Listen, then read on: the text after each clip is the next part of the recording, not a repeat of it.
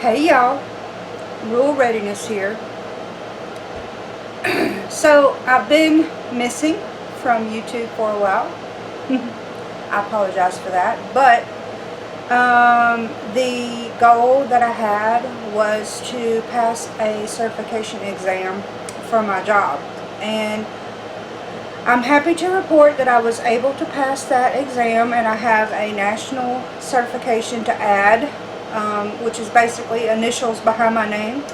So I have more to add, so I'm happy about that. So I am back to trying to get my life out of a book and do the things that I like to do. So that being said, I'm going to apologize for the background noise. It is very hot here in the South, and I have the air conditioner running, and I'm just not going to turn it off. No. So here's my coffee. This is early morning face. Yes, this is Folger's face. For those of you that know what Folger's face means. Yes.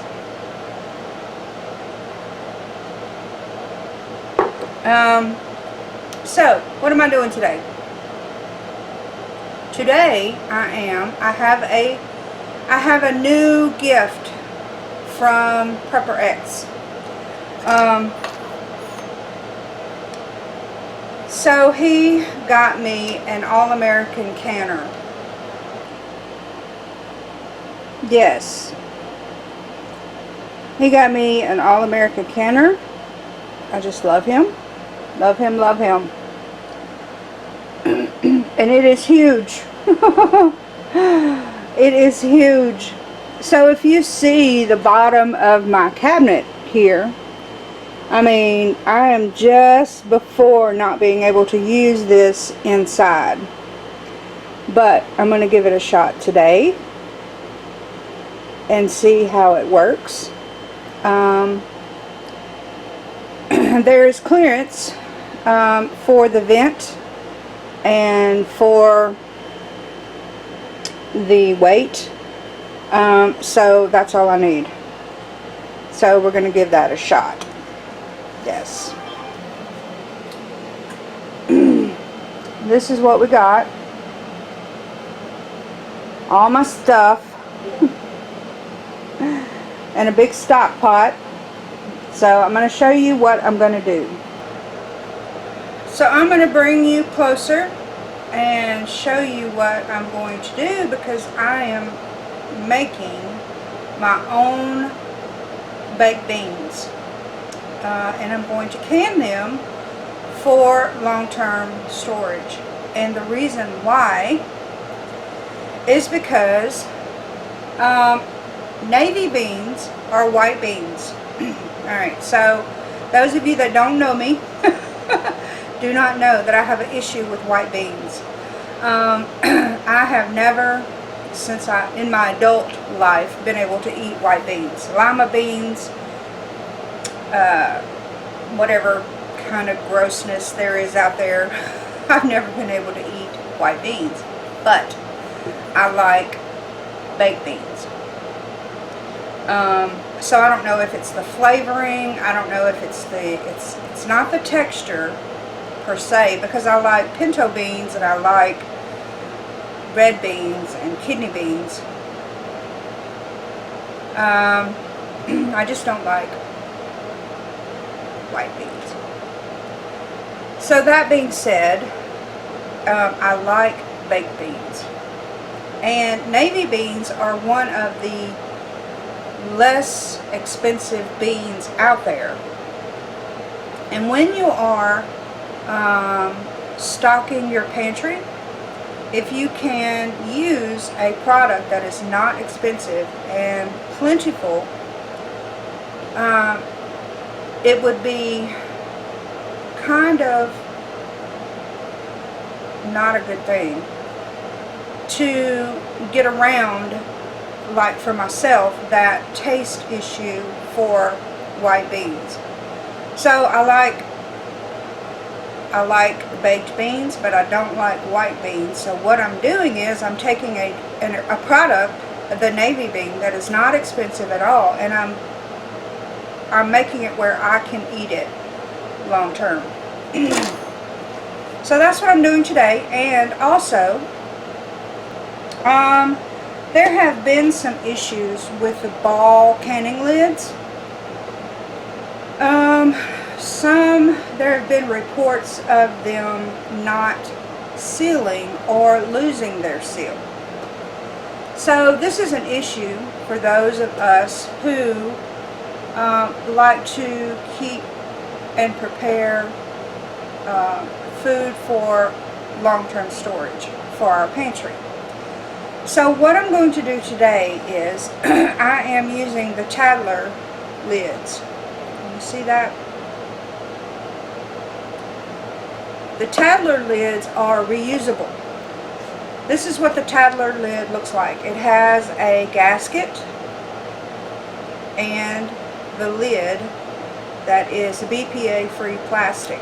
Alright, and you put the gasket on the lid and place it on your canning jar and put your regular lid over the top of it. So I'm going to be using these. They are expensive, but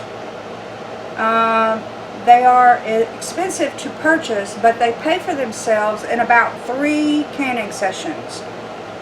These Tattler lids will pay for themselves, and after that you will be saving money using the Tattler lids. And they are not reported to lose their seal, but there is a trick to using them when you can. So I'm going to try to go over that in the process. And you can use them, some people say you can use them up to 20 times. I have not done that, but I'm going to give it a shot. So that being said, I'm going to bring you close and show you. The first thing I'm going to do for my baked beans is work on the sauce. So I'm going to show you that, and then we'll see how it goes from there. So this is my stainless steel stock pot. Alright, so what I'm adding is I'm going to start with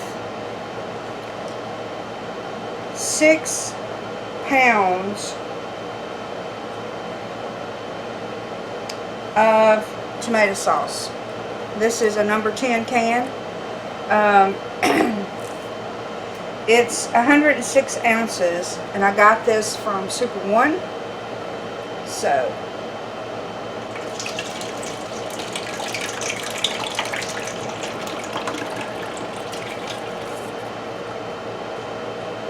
there are different recipes out there.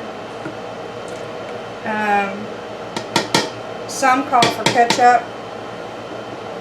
I don't particularly like ketchup, so I'm not putting it in my recipe. Alright, so then I've got 2 quarts of tomato juice.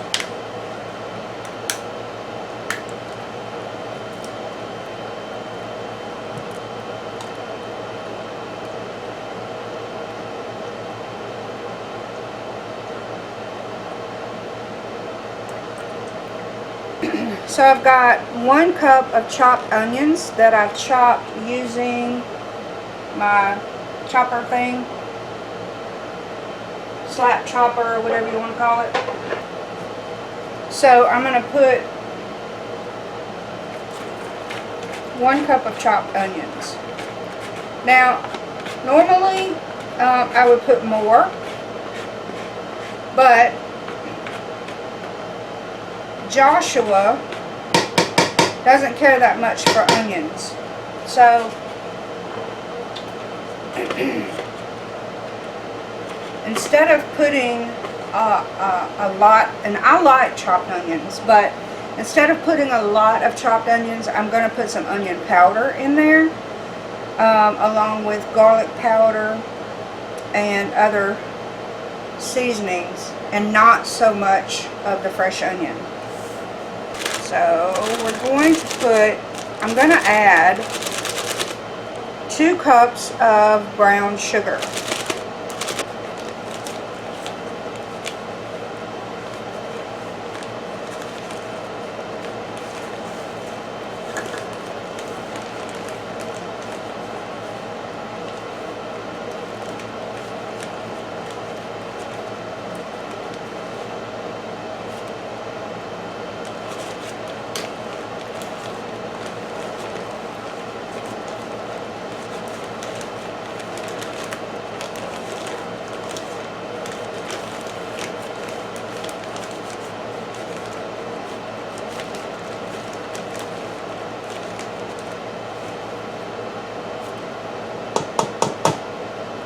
So I'm going to add a 1/2 cup of molasses.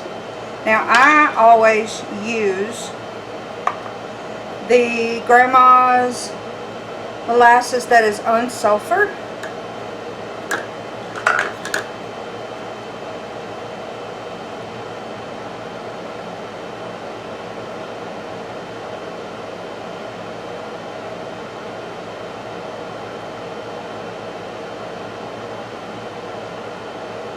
Now I'm going to add my dry ingredients, my dry spices, before I add my wet spices.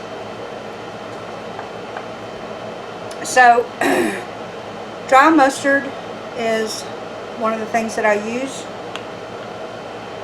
So I'm going to get 2 tablespoons of dry mustard.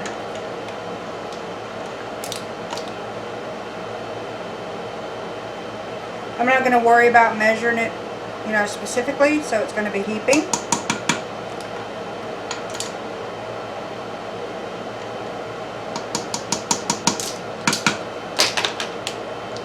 I'm going to add a 1 teaspoon of allspice.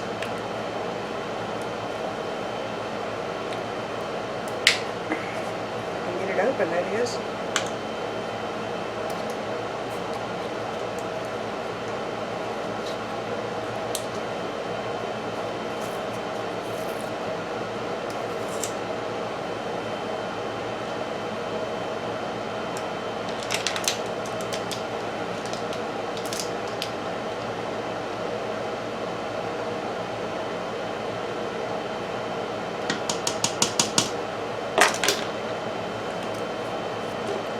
I'm going to add 1 teaspoon of paprika. I prefer smoked paprika, but I don't have smoked, so I'm just using regular paprika. I'm going to add 2 tablespoons of onion powder.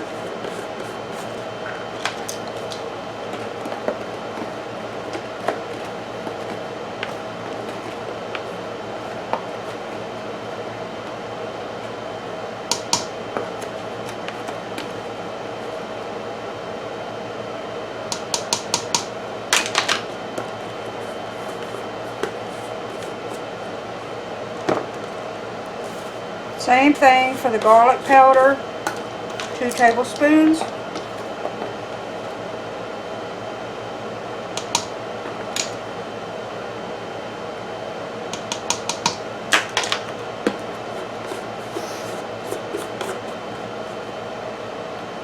Alright, so now for the wet ingredients. I'm going to add liquid smoke to this.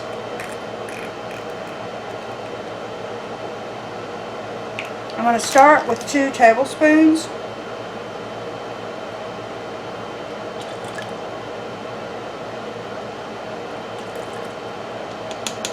I may adjust that whenever I heat this up and taste it. I'm also going to add 2 tablespoons of apple cider vinegar with the mother.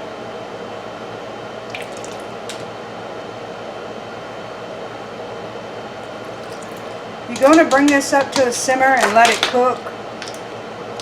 So if you don't have apple cider vinegar with the mother, don't worry about it. Just use apple cider vinegar. Okay? I need a teaspoon of salt and 2 teaspoons of black pepper.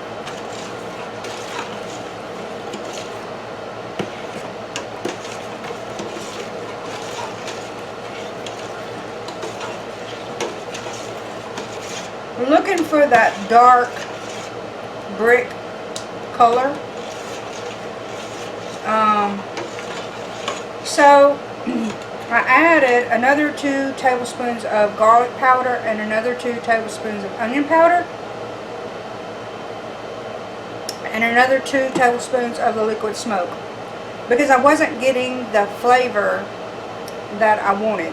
So I like this much better. I'm going to bring this to the stove. We're going to get this up simmering, and then I'll show you what I'm going to do with the beans.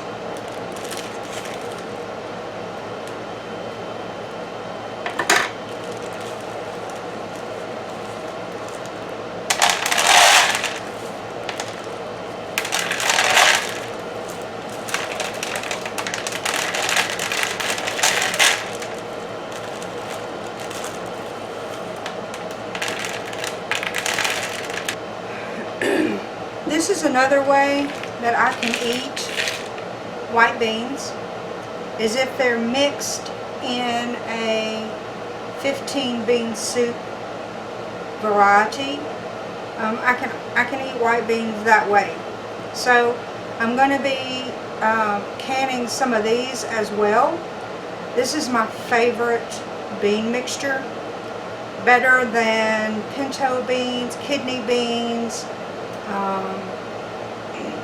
lentils, any of that. This is my favorite, so I'm going to be canning up some of this as well. This is coming up to a boil.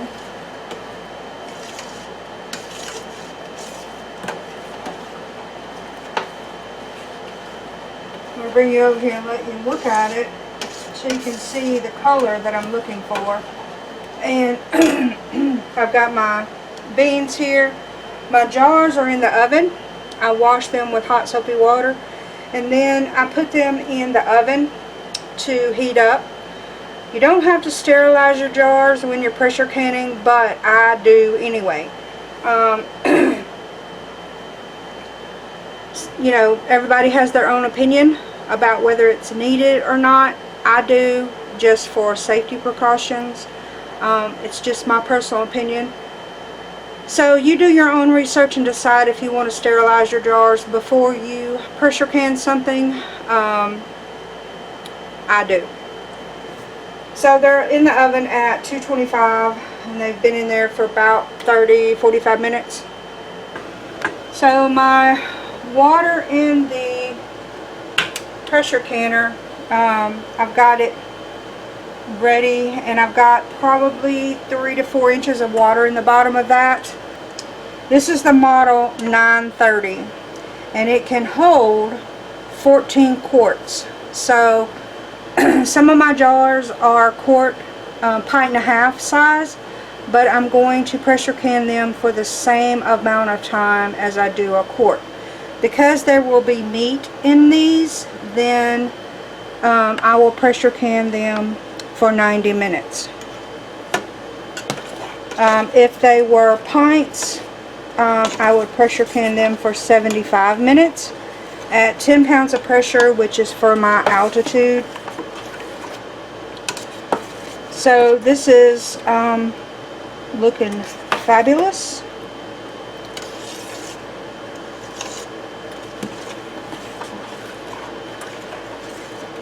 So this is not the recommended way to do beans. This is a no-soak method of canning beans. So do your own research and decide if that's what you want to do. So I am putting 1 cup of dry beans in the jar. And then I'm going to take some bacon and put in the jar, just a few pieces in each one.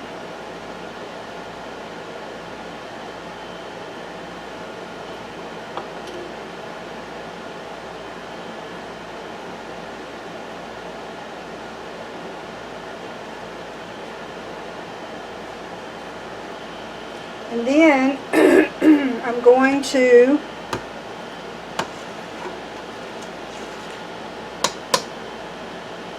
fill the jar up with my sauce.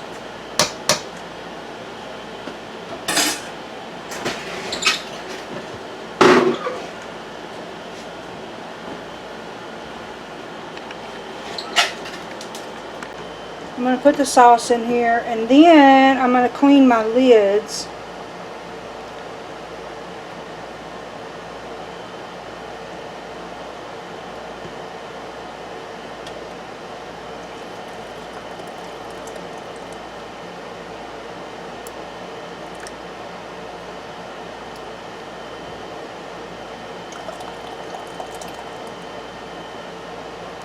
I want 1 inch of headspace.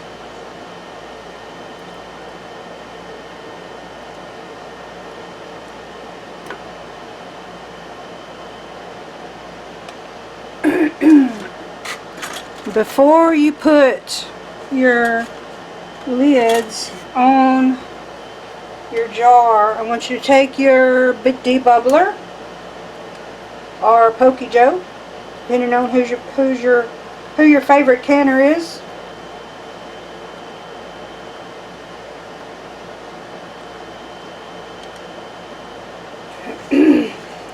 Then you take a clean paper towel and vinegar. Clean the rim of your jar.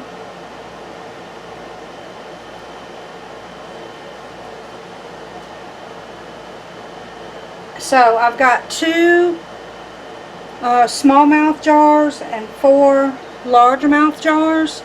So the Tattler lids come in small and largemouth size. So this is the largemouth size, and use it with a ring. So I'm going to put this on here.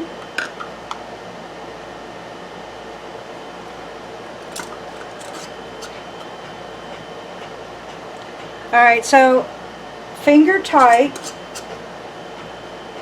like that, and then back off 1/4 of a turn. Alright, so finger tight, okay, and then back off 1/4 of a turn. That is the trick to Tattler lids. So I'm going to put this in the canner as I lid them up.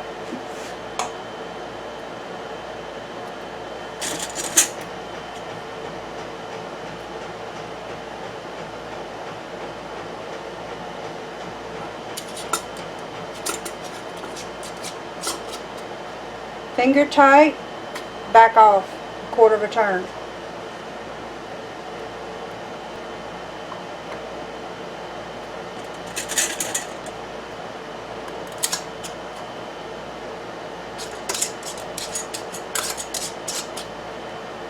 Finger tight, back off. So I'm going to zoom in really close for 2 special ladies to show how I do this. So I'm going to put the ring and the gasket on the jar. This is for Momslayer and Piglet, and anybody else, but those are the Cannon sisters that I have.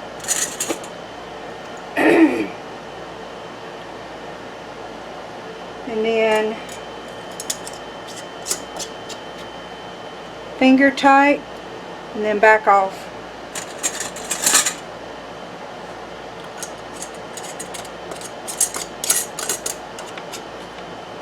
Finger tight, back off.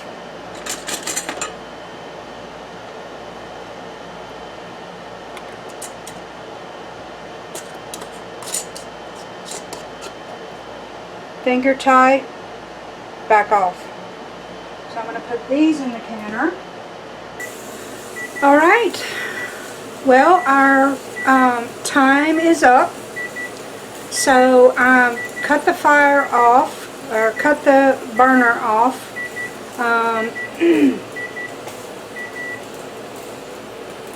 Turn the timer off, and I'm just leaving it alone. Let it come down to 0 pressure by itself.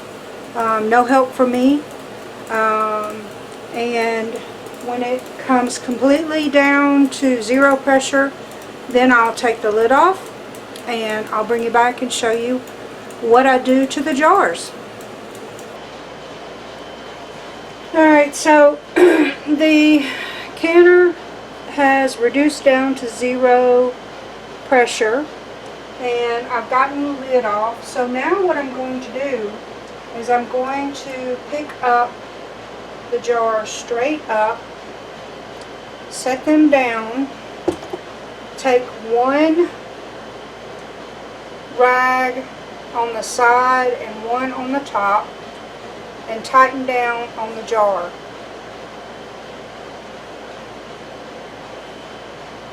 I lost a little bit of liquid on that one. Hopefully not too many did that. Straight up, set it down. One on the side, one on the top. Tighten it down.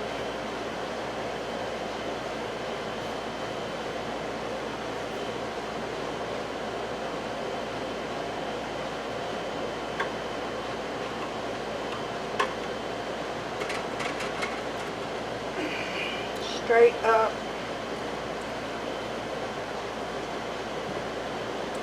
There has been a little bit of evacuation.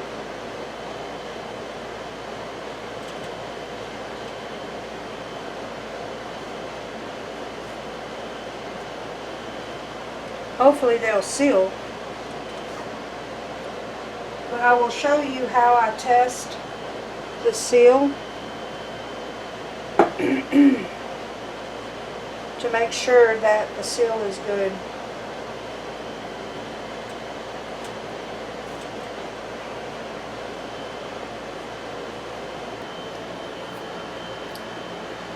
Alright, so the second load came out of the canner right here, and I didn't have any evacuation of the contents of the jar. Just doing the lids finger tight and not backing off like I did these. These 2 jars, I had 2 jars that evacuated some content out of them. This one and this one. I lost some of my liquid. So I didn't have any evacuation of the contents out of these. But I did have this issue. My jar broke. So that is something that you need to be careful of when you're canning. Evidently there was a weak spot or even a crack in this jar that I didn't I examine my jars before I do any canning, but if you miss it, this is what can happen. Alright, what I'm going to do is, these just came out of the canner, I'm not going to touch them, but these are cool. So I'm going to test the seal on this jar that has some of the contents evacuated out of it, and we're going to check it out, and I'm going to show you. I'm going to open this jar and I'm going to show you how I'm going to use it.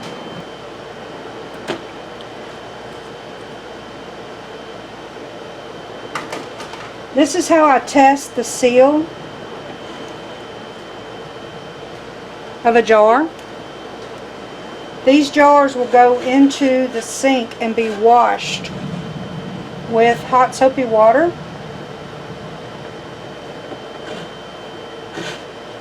To test the seal.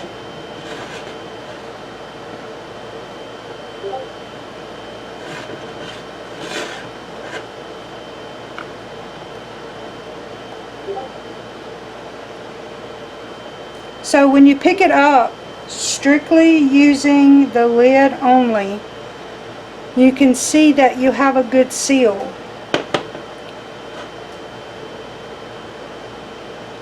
Only using the lid. That's how I test the seal on my jar, to see if it's good. So now I'm going to break this seal, and I'm going to show you how I use the baked beans. This is how I like to use them. I like to make a meal out of the baked beans. And I'm really glad that even though it lost some content, it's still sealed good.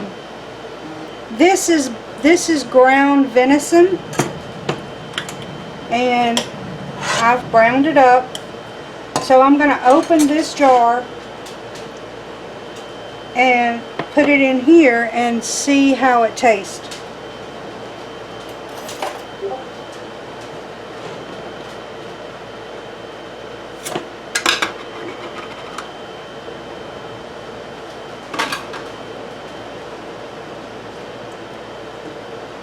Oh my God, that's really good. So when you open a jar, here's the ring.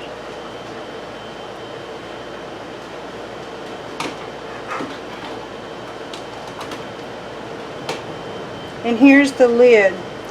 So if this had been a button top metal lid, you would not be able to use it again for canning in another session.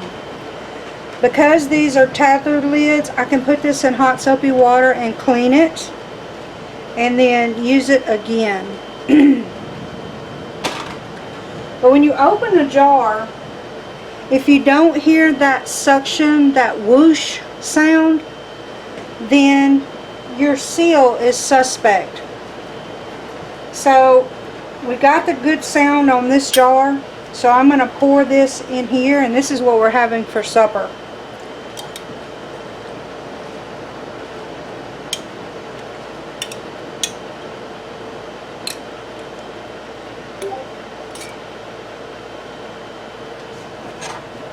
So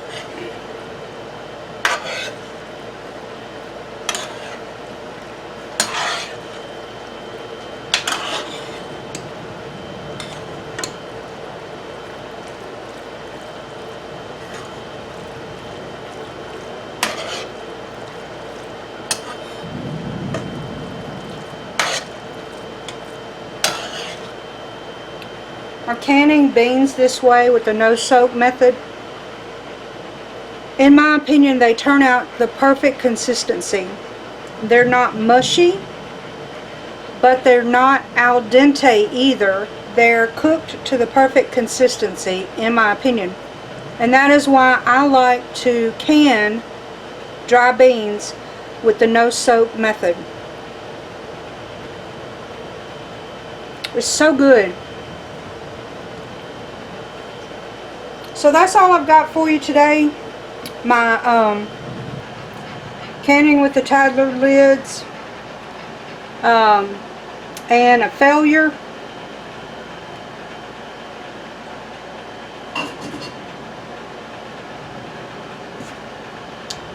Yep, it was a failure. My jar broke. But I am happy with what I've been able to get done, and all of this is already cooked. And it'll make for easy preparation of food. I want to show you the 15 bean soup. So I'm going to move this jar over and pick this jar up so you can see the 15 bean soup. It's so good. Made with some I mean, this is already cooked. It already has the seasoning in there. You can make it with, you can have this with some cornbread fritters or cornbread, cast iron cornbread. It's just fantastic and so easy. So that's all I've got for you today. I hope you enjoyed following along with me. And until next time, I'll see you later.